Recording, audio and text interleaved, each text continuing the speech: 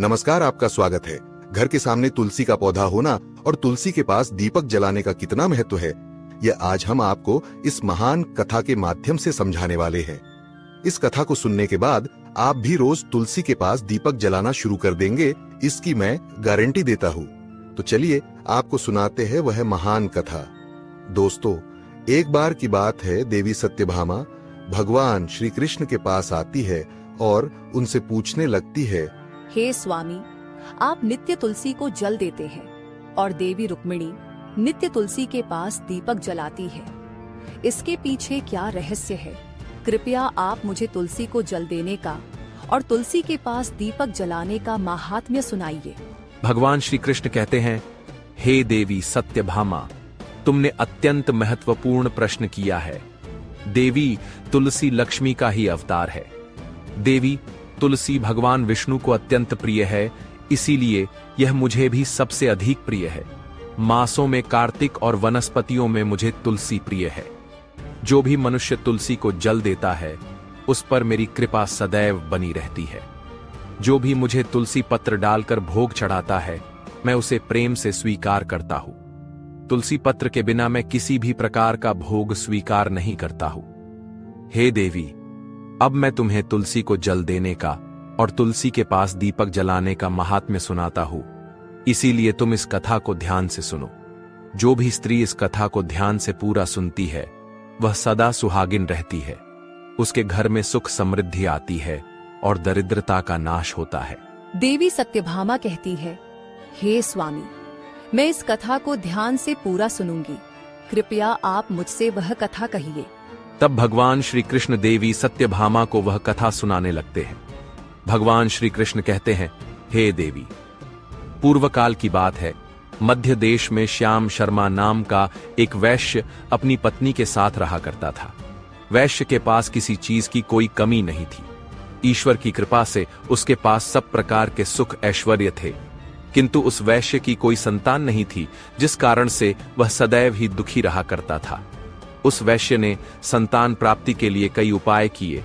उसने दान धर्म किए, अनेक प्रकार के वैद्य भी बुलवाए, उनसे नाना प्रकार के उपचार भी किए, किंतु फिर भी उसे कोई संतान नहीं हो रही थी।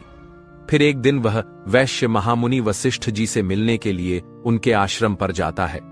मुनि वशिष्ठ श्याम शर्मा का स्वागत करते हैं और कुशल मंगल पूछते हैं। तब वह श्याम शर्मा मुनि वशिष्ठ जी से कहता है, हे मुनिवर, मैं अत्यंत दुखी हूं। मेरी कोई संतान नहीं है और संतान के बिना मेरा उद्धार कैसे होगा? मैंने संतान प्राप्ति के लिए अनेक उपाय भी किए, किंतु मुझे संतान नहीं हो रही है। कृपया आप ही बताइए कि मुझे किस कारण से पुत्र की प्राप्ति नहीं हो रही है। क्या मुझसे जाने अनजाने में कोई पाप हुआ है? तब मुनि वशिष्ठ जी अपनी दिव्य दृष्टि से श्याम शर्मा के पूर्व जन्म के बारे में जान लेते हैं। वशिष्ठ जी कहते हैं, हे वत्स, पिछले जन्म में तुम्हारे द्वारा घोर पाप हो गया था। उसी कारण से तुम्हें इस जन्म में संतान सुख प्राप्त नहीं हो रहा है। श्याम शर्मा कहता है, हे मुनिवर, कृपया मुझे बताइए, पिछले जन्म में मुझसे कौन सा पाप हुआ था और उस पाप से मुक्त होने के लिए मुझे कौन सा उपाय करना चाहिए? वशिष्ठ जी कहते हैं, हे वत्स, पिछले जन्म में तुमने जो अपराध किया था उसके विषय में सुनो। पिछले जन्म में तुम एक अहंकारी वैश्य थे। तुम्हारा जन्म धनवान कुटुंब में हुआ था। तुमने पिछले जन्म में एक गाय को अत्यंत दुख दिया था। एक दिन एक गाय भूख और प्यास से व्याकुल होकर तुम्हारे द्वार पर आई थी, किंतु तुमने उस गाय को ना रोटी खिलाई, ना चारा खिलाया और ना ही उसे जलपान कराया। तुमने बड़ी ही निर्दयता से उस गाय को अपमानित करके घर से निकाल दिया। उस गाय ने अभी अभी बछड़े को जन्म दिया हुआ था और भूख से व्याकुल होने के कारण वह गाय वहीं पर मूर्छित होकर गिर पड़ी और उस दिन वह अपने बछड़े को दूध नहीं पिला पाई। इसीलिए उसी गाय ने तुम्हें श्राप दे दिया था। उसी गाय के श्राप के कारण तुम्हारी ऐसी दुर्दशा हुई है। उस गाय के श्राप के कारण तुम्हें इस जन्म में संतान नहीं हो रही है।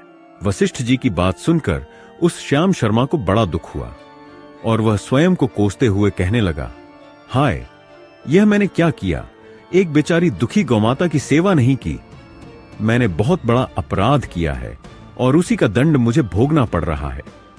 श्याम शर्मा वशिष्ठ जी से कहता है, हे मुनिवर, मुझसे बहुत बड़ा अपराध हुआ है। अब मैं इस पाप का प्रायश्चित कैसे करूं? कृपया आप ही मुझे मार्गदर्शन कीजिए। मैंने जो पाप किया है उससे मुक्ति का कोई तो उपाय अवश्य होगा। मैं अपना सब कुछ देकर उस पाप का प्रायश्चित करूंगा। कृपया आप ही कोई उपाय बताइए। मुझे संतान प्राप्ति कैसे हो सकती है? क्योंकि शास्त्र कहते हैं पुत्र के बिना मनुष्य का उद्धार नहीं हो सकता।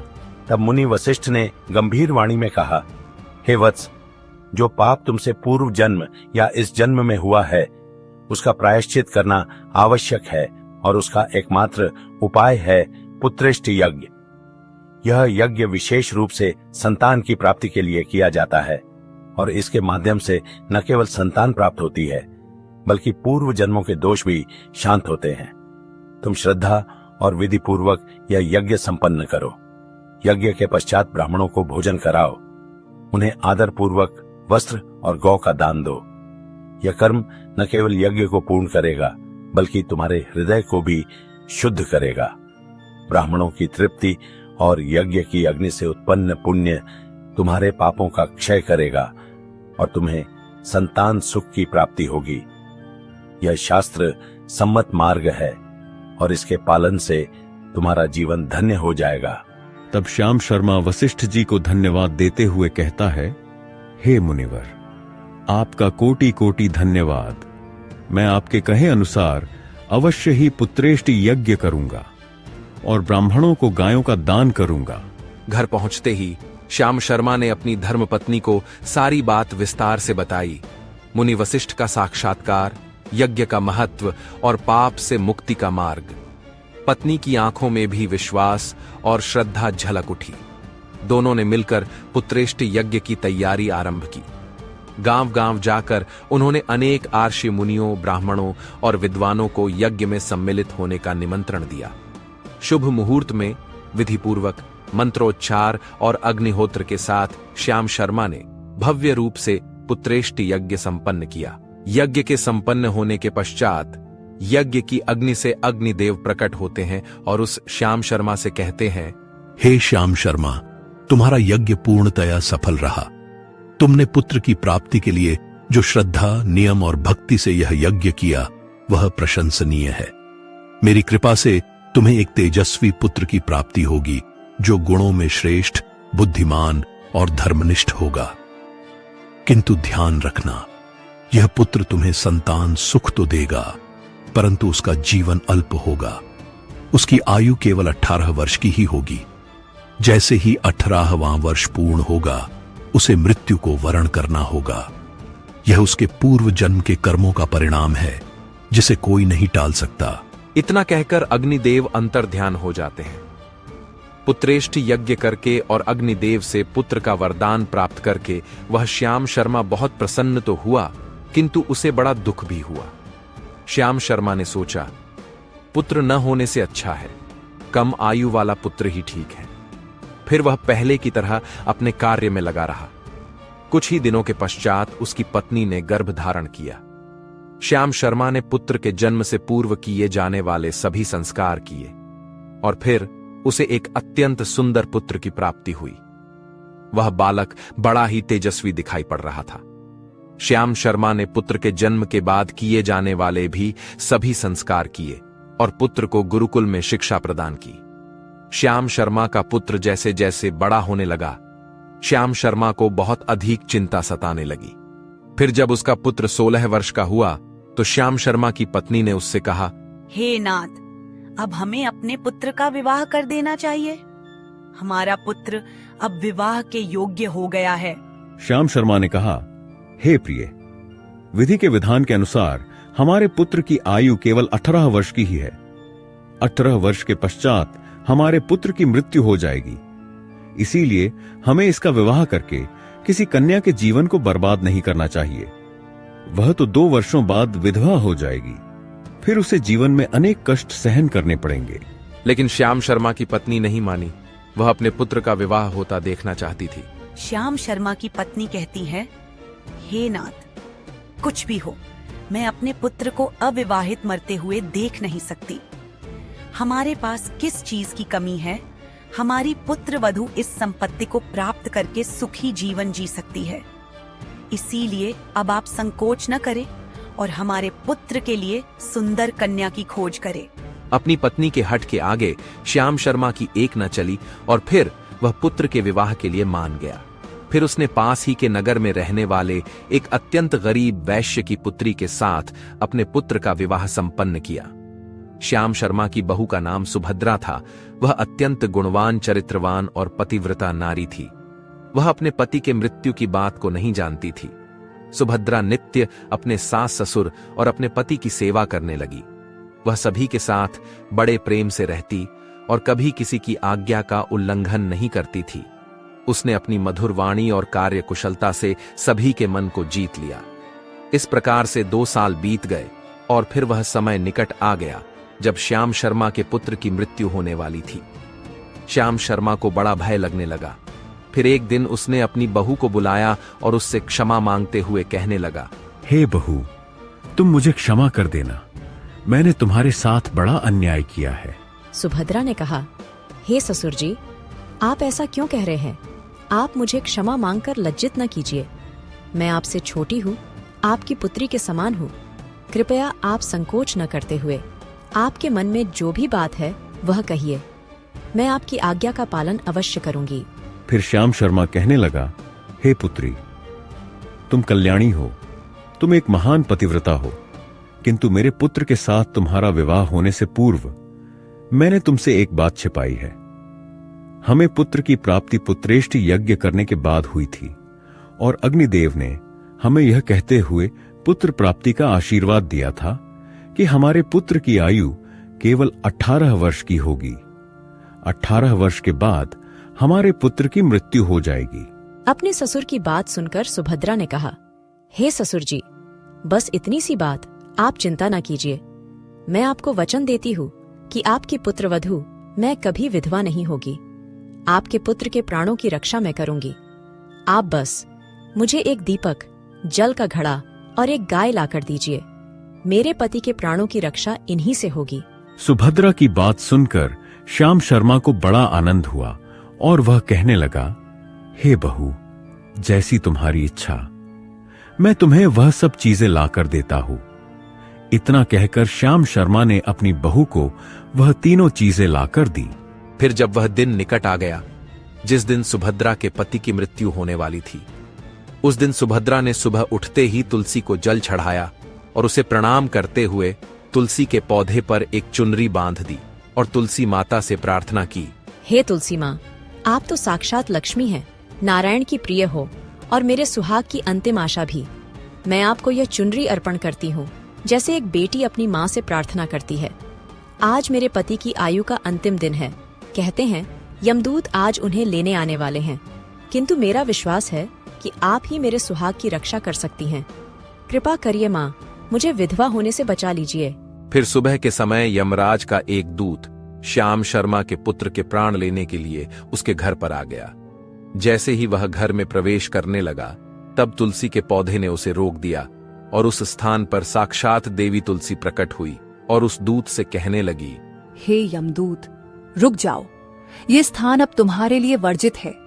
इस घर की पत्नी ने मुझे श्रद्धा से जल अर्पित किया है, मुझे चुनरी चढ़ाई है और अपने सुहाग की रक्षा के लिए मेरी शरण ली है। उस भक्तिन की प्रार्थना व्यर्थ नहीं जा सकती। मैं उसकी रक्षा का व्रत ले चुकी हूँ और जब तक मैं यहाँ उपस्थित हूँ तब तक तुम इस घर में प्रवेश नहीं कर सकते। इतना कहकर देवी तुलसी ने अपने तेज से यमदूत को रोका और घर के भीतर जाने से स्पष्ट मना कर दिया। यमदूत ने जब देखा कि स्वयं भगवान विष्णु की प्रिय साक्षात देवी वृंदा उसके मार्ग में खड़ी हैं, तो उसका तेज भी मंद पड़ गया और वह भय से कांपने लगा। देवत्व की उस दिव्य शक्ति के आगे उसकी मृत्यु देने की शक्ति भी निष्क्रिय हो गई। उसे ध्यात हो गया कि अब यह कार्य संभव नहीं और इस प्रकार वह सुभद्रा के पति के प्राण लिए बिना ही यमपुरी की ओर लौट गया। यमलोक में पहुंचकर वह यमदूत सीधा यमराज के सिंहासन के समक्ष उपस्थित हुआ। उसने विनम्र स्वर में कहा, हे धर्मराज, आपकी आज्ञा का पालन करने हेतु मैं पृथ्वी लोक पर गया था, जहां मुझे एक पुरुष के प्राण लेने थे। किंतु जब मैं उस घर में प्रवेश करने लगा, तभी वहां तुलसी का पौधा मेरे मार्ग में आ गया और उस पौधे से साक्षात देवी तुलसी प्रकट हुई। उन्होंने मुझे रोक दिया और कहा कि इस घर की स्त्री ने उन्हें चुनरी चढ़ाई है और अब वे उसके सुहाग की रक्षा कर रही हैं। उनके आदेश के आगे मैं कुछ भी कर पाने में असमर्थ रहा और इस कारण मैं उस पुरुष के प्राण लिए बिना ही लौट आया। इस बात पर यमराज को बड़ा क्रोध आ गया। फिर उन्होंने अन्य 2 दूतों को बुलाया और कहा, हे दूतों, तुम अब शाम के समय सुभद्रा के घर पर जाओ। जब तुलसी का पौधा सो रहा होगा, तुम उसके पति के प्राण लेकर यमलोक आ जाओ। फिर शाम के समय यमराज के 2 दूत सुभद्रा के घर की ओर निकल पड़े। जैसे ही आकाश में सांझ की कालिमा छाई, सुभद्रा ने कांपते हाथों से तुलसी के पास एक छोटा सा दीपक जलाया और अपने हाथ जोड़कर प्रार्थना करने लगी, हे पावन दीपक, अब तू ही मेरे पति की अंतिम आशा है। यमराज के दूत उनके प्राण लेने के लिए इस दिशा में बढ़ रहे हैं। मैं तुझसे विनती करती हूँ, जैसे तू अंधकार में प्रकाश फैलाता है, वैसे ही मेरे पति के जीवन में आशा की किरण बन जा। तेरी लौ की तरह उनका जीवन भी अडिग रहे, अमिट रहे। फिर शाम हो गई, तुलसी का पौधा सो गया और यमराज के 2 दूत सुभद्रा के घर के सामने आकर खड़े हो गए और सोचने लगे, अब तो इस मनुष्य के प्राण लेकर ही हम यमपुरी लौटेंगे। जैसे ही यम के दूत सुभद्रा के घर में प्रवेश करने लगे, तब तुलसी के पास लगाए हुए दीपक ने उनका रास्ता रोक दिया और उस स्थान पर साक्षात अग्निदेव प्रकट हुए और उन्होंने कहा, हे दूतों, तुम अब इस सुभद्रा के पति के प्राण नहीं ले जा सकते। इस स्त्री ने मुझे प्रज्वलित करके उसके पति के प्राणों की रक्षा करने की प्रार्थना की है, इसीलिए अब मैं उसके पति के प्राणों की रक्षा कर रहा हूं। इसीलिए तुम आज उसके पति के प्राण नहीं ले जा सकते। तुम यहीं से लौट जाओ, नहीं तो मैं सब कुछ जलाकर भस्म कर दूंगा और मेरी अग्नि में तुम दोनों भी जलकर भस्म हो जाओगे। अग्निदेव की यह बात सुनकर यमराज के दोनों दूत अत्यंत भयभीत हो गए और फिर से लौटकर यमराज के पास चले गए। वहां पर जाकर उन्होंने यमराज को सारा वृतांत सुनाते हुए कहा, हे धर्मराज, आपकी आज्ञा का पालन करते हुए हम दोनों शाम के समय उस पुरुष के प्राण लेने के लिए गए थे, किंतु तुलसी के पास लगाए हुए दीपक ने हमारा रास्ता रोक दिया। साक्षात अग्निदेव प्रकट हुए और उन्होंने हमें भस्म करने की चेतावनी दी, इसीलिए हम खाली हाथ ही लौट आए हैं। यह सुनकर यमराज को बड़ा क्रोध आ गया। फिर उन्होंने अन्य 4 दूतों को बुलाया और कहा, हे दूतों, अब तुम सुबह उस सुभद्रा के जागने से पहले जाओ और उसके पति के प्राण लेकर आ जाओ। जब दीपक बुझा हुआ हो और तुलसी भी सोई हुई हो, तब तुम्हें कोई नहीं रोक पाएगा। यमराज की आज्ञा पाकर यमदूत घने अंधकार को चीरते हुए रात्रि के 3रे प्रहर में सुभद्रा के घर की ओर बढ़ने लगे। उनकी भयावह छाया, जो मृत्यु का संकेत थी, हवा के थपेड़ों के साथ आगे बढ़ रही थी। किंतु इधर सुभद्रा अपने सुहाग की रक्षा के लिए हर संभव प्रयास कर रही थी। संकल्प से भरे हृदय और अडिग श्रद्धा के साथ उसने घर के द्वार पर जल से भरा हुआ एक लोटा रख दिया। निःशब्द मगर प्रबल विश्वास से उसने जल देवता का आह्वान किया। उसने दोनों हाथ जोड़कर करुण स्वर में प्रार्थना की, हे जल देवता, आप साक्षात जीवन के आधार हैं, आप में अमृत का वास है। आज मैं अपने पति की रक्षा के लिए आपकी शरण में आई हूँ। यमराज के 2 दूत मेरे सुहाग का दीप बुझाने आ रहे हैं, लेकिन मैं जानती हूँ कि आप मृत्यु को भी रोक सकते हैं। कृपया आप ही मेरे पति के प्राणों की रक्षा करें। जैसे आप इस सृष्टि में जीवन देते हैं, वैसे ही मेरे सुहाग को भी दीर्घायु दीजिए। इतना कहकर सुभद्रा घर के अंदर सोने के लिए चली गई। इधर यम के दूत सुबह सुभद्रा के जागने से पहले ही उसके घर पर पहुंच गए। जैसे ही वे घर के अंदर प्रवेश करने लगे, तब उस लोटे के अंदर भरे हुए जल ने उनका मार्ग रोक लिया। साक्षात वरुण देवता उस स्थान पर प्रकट हुए और उन्होंने कहा, हे दूतों, रुक जाओ, अब तुम इस घर में प्रवेश नहीं कर सकते। यह घर अब मेरी सुरक्षा में है। मैं सुभद्रा के पति के प्राण तुम्हें लेकर जाने नहीं दूंगा। अगर तुमने इस घर में प्रवेश किया तो नरक की अग्नि को बुझा दूंगा, जिसमें सारा नरक लोक डूब जाएगा। यह सुनकर यमराज के वे चारों दूत घबरा गए और एक दूसरे की तरफ देखकर उस स्थान से भाग गए। वे सभी यम के दूत यमराज के पास लौट गए और उनसे कहने लगे, हे धर्मराज, आपकी आज्ञा का पालन करने के लिए हम चारों सुबह सुभद्रा के जागने से पहले ही उसके पति के प्राण लेने के लिए पहुंच गए थे, किंतु सुभद्रा के घर के बाहर रखे हुए जल के लौटे ने हमारा मार्ग रोक लिया। उस स्थान पर साक्षात वरुण देव प्रकट हुए और उन्होंने हमें सुभद्रा के पति के प्राण न ले जाने की चेतावनी दी, और इसी कारण से हम उसके घर में प्रवेश नहीं कर सके। अब यमराज का क्रोध अत्यंत प्रचंड हो चुका था। उनका मुख तेज से लाल हो गया, नेत्रों में अग्नि प्रकट होने लगी और समस्त यम सभा में भय का वातावरण छा गया। पहले दूतों की असफलता और फिर देवी तुलसी के हस्तक्षेप से उनका धैर्य टूट गया था। फिर यमराज ने गूंजती हुई आवाज में आदेश दिया, हे यमदूतों, अभी मेरी आज्ञा से 8 दिशाओं से 8 प्रबल यमदूतों को बुलाओ। इतना कहते ही क्षण भर में 8 भयंकर, विशाल और बलशाली यमदूत यम सभा में उपस्थित हुए। उनके शरीर काले बादलों जैसे, आंखें अंगारों सी जलती हुईं और हाथों में विविध आयुध लिए हुए थे।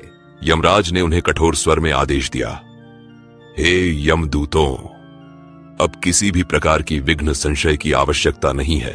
तुम 8 समस्त दिशाओं से दिन और रात्रि के सभी प्रहरों में प्रयत्न करते हुए बलपूर्वक उस मनुष्य श्याम शर्मा के पुत्र के प्राण खींचकर मेरे समक्ष प्रस्तुत करो।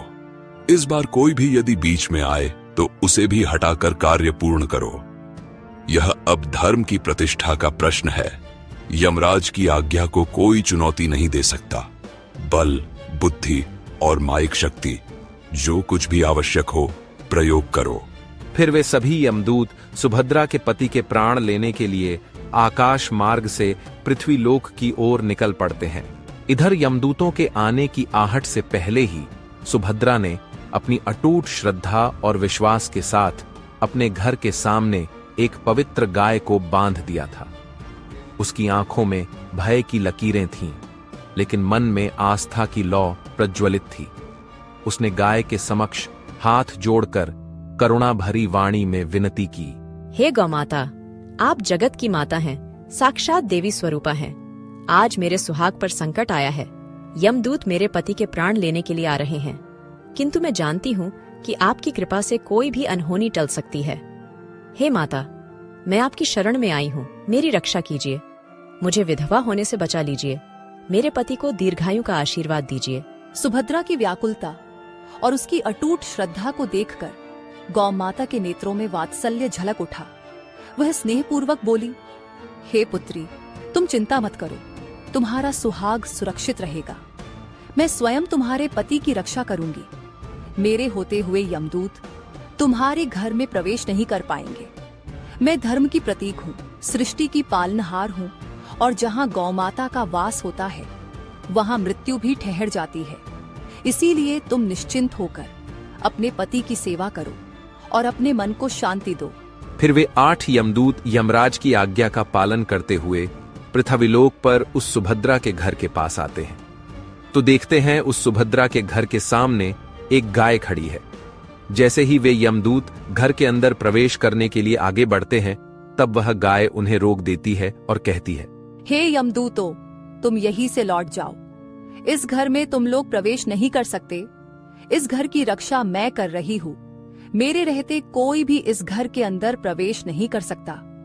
यदि तुमने घर के अंदर प्रवेश करने का प्रयत्न किया तो मैं तुम सभी को श्राप दे दूंगी। अगर तुम्हें इस घर के अंदर प्रवेश करना है तो तुम्हें पहले मेरे प्राण लेने पड़ेंगे, और तुम सभी को गौहत्या का पाप लगेगा, जिसका कोई प्रायश्चित नहीं है। वहां पर उपस्थित सभी यमदूत गाय के द्वारा श्राप देने की बात सुनकर भयभीत हो गए। वे जानते थे कि गाय के द्वारा दिए गए श्राप से कोई मुक्त नहीं कर सकता, और गौहत्या तो संसार का सबसे जघन्य अपराध और महापाप है, जिसका कोई प्रायश्चित भी नहीं है। इसीलिए वे सभी वहां से लौटकर यमराज के पास चले गए। यमपुरी जाकर उन यमदूतों ने यमराज को सारा वृतांत सुनाते हुए कहा, हे धर्मराज, हम आपके आदेशानुसार श्याम शर्मा के पुत्र के प्राण लेने के लिए पृथ्वी लोक पर गए थे, किंतु वहां उस घर के द्वार पर एक गौ माता खड़ी थीं। वह कोई साधारण गाय नहीं थीं, बल्कि तेजस्विनी, दिव्य रूप से युक्त और धर्म की साक्षात प्रतिमा थीं। उन्होंने हमें चेतावनी दी, यदि हमने घर में प्रवेश करने का प्रयास किया तो वे हमें श्राप दे देंगी, और यदि हम उन्हें हटाने का प्रयत्न करते तो हमें गौहत्या का महापाप लगता, जिसका कोई प्रायश्चित नहीं है। हे प्रभु, हम में उस दिव्य शक्ति का सामना करने का साहस नहीं था, इसलिए हम भयभीत होकर लौट आए। यमदूतों की बात सुनते ही यमराज का क्रोध सागर की ऊंची लहरों की तरह उमड़ पड़ा। उनके नेत्र अग्नि के समान दहक उठे और उनका मुखमंडल भयंकर तेज से चमकने लगा। वो तुरंत अपने विशाल बलवान काले भैंसे पर सवार हो गए, जिसके पैरों से पृथ्वी कंपायमान होने लगी। हाथ में कालदंड लेकर गगनभेदी गरज के साथ उन्होंने आकाश मार्ग से पृथ्वी की ओर प्रस्थान किया। पृथ्वी लोक पर उस समय शांत वातावरण था, किंतु दिशाओं में एक अजीब सी हलचल होने लगी। पशु पक्षी अचानक चुप हो गए, हवाओं ने बहना धीमा कर दिया और वातावरण में एक भयंकर कंपन फैलने लगा, क्योंकि अब स्वयं यमराज मृत्यु के अधिपति सुभद्रा के घर की ओर बढ़ रहे थे, जहां उनका सामना होना था भक्ति, धर्म और मातृत्व की अपराजेय शक्ति से। यमराज को अपने घर के सामने खड़ा हुआ देखकर सुभद्रा भयभीत हो जाती है और जल्दी से आकर यमराज के चरण स्पर्श करके उन्हें नमस्कार करती है और उनकी स्तुति करने लगती है। हे सूर्य तनय यमराज, आप तो तीनों लोकों के प्राणियों पर कृपा करने वाले महान देवता है। इस संसार के समस्त प्राणियों के पाप और पुण्य का लेखा जोखा आप अपने पास रखते हैं। हे न्याय के देवता धर्मराज, मैं सत्य धर्म का पालन करने वाली पतिव्रता स्त्री हूँ। मैं आपको बारंबार नमस्कार करती हूँ, कृपया मुझे आशीर्वाद दीजिए। सुभद्रा के द्वारा की गई स्तुति से यमराज अत्यंत प्रसन्न होते हैं और उसे अनजाने में ही सदा सुहागिन रहो ऐसा कहकर आशीर्वाद देते हैं। फिर जब यमराज सुभद्रा के पति के प्राण ले जाने के लिए आगे बढ़ते हैं तो सुभद्रा कहती है, हे धर्मराज, क्षमा करें, किंतु एक बात कहनी है। आपने ही कुछ समय पूर्व मुझे सदा सुहागिन रहने का आशीर्वाद दिया था, और अब आप स्वयं मेरे पति के प्राण लेने आ रहे हैं। यदि आज आप मेरे पति को मुझसे छीन लेंगे तो क्या आपका वह आशीर्वाद झूठा नहीं सिद्ध होगा? सुभद्रा की आंखों में आंसू थे, लेकिन उनमें भय नहीं था। थी तो बस अपार श्रद्धा, पतिव्रता का तेज और एक पत्नी का अटूट प्रेम। यमराज कुछ क्षणों के लिए थम गए। उन्होंने सुभद्रा की ओर देखा और उनके कठोर मुख पर एक मधुर मुस्कान आ गई। सुभद्रा के निर्मल हृदय, उसके पति के प्रति समर्पण और उसके पतिव्रता धर्म ने यमराज के हृदय को भी स्पर्श कर लिया। तब यमराज ने सुभद्रा से कहा, हे पुत्री, आज तुमने वह कर दिखाया है जो बड़े बड़े तपस्वी भी नहीं कर पाते। तुमने साक्षात मृत्यु को पराजित कर दिया है। तुम्हारे प्रेम, त्याग और निष्ठा से मैं अत्यंत प्रसन्न हूं। मैं तुम्हारे पति के प्राण बख्श देता हूं। अब वे पूर्ण स्वस्थ और सुरक्षित रहेंगे। साथ ही तुम्हें वरदान देता हूं, जो भी स्त्री तुम्हारी भक्ति और चरित्र को स्मरण करेगी वह सदा सुहागिन रहेगी। अब तुम जो चाहो वरदान मांग सकती हो। सुभद्रा ने हाथ जोड़कर भाव विह्वल होकर कहा, हे धर्मराज, मेरे लिए मेरे पति ही परमेश्वर हैं। मैं उन्हें छोड़कर एक क्षण भी जीवित नहीं रह सकती। यदि आप मुझ पर प्रसन्न हैं, तो कृपया मुझे यह वरदान दें कि मेरे पति को 100 वर्षों की दीर्घायु प्राप्त हो। उनके चरणों की सेवा करते हुए ही मेरा जीवन सार्थक होगा। यही मेरी सबसे बड़ी मनोकामना है। तब यमराज प्रसन्न होकर कहते हैं, तथास्तु। हे कल्याणी, आज से जो भी स्त्री अपने घर के सामने तुलसी का पौधा लगाती है, तुलसी के पास शाम को दीपक जलाती है, जिस घर के सामने गाय बंधी होती है और जो स्त्री अपने घर के सामने जल का लौटा रखती है, उसके घर में कभी मेरे दूत प्रवेश नहीं करेंगे। इतना कहकर यमराज उस स्थान से अंतर्ध्यान हो जाते हैं। भगवान श्री कृष्ण कहते हैं, हे देवी, इस प्रकार से उस सुभद्रा ने अपने पतिव्रता धर्म का पालन करके उसकी मृत्यु को टाल दिया था। इसीलिए जो भी स्त्री अपने घर के सामने तुलसी का पौधा लगाती है, रोज शाम को तुलसी के पास दीपक जलाती है, उसके घर में मृत्यु प्रवेश नहीं करती है। जिस घर के सामने गाय बंधी होती है, उस घर में कभी दुख दरिद्रता नहीं आती है। जो स्त्री अपने घर के सामने जल से भरा हुआ लौटा रखती है, उसके घर में कभी शोक नहीं होता है। तो दोस्तों, इस प्रकार से भगवान श्री कृष्ण ने देवी सत्यभामा को तुलसी के पास दीपक जलाने का महत्व सुनाया है। आपको यह कथा कैसी लगी कमेंट करके अवश्य बताएं। जानकारी अच्छी लगी तो वीडियो को लाइक जरूर करें और कमेंट में जय श्री कृष्ण अवश्य लिखें। साथ ही चैनल को सब्सक्राइब करना न भूले। आप सभी का धन्यवाद।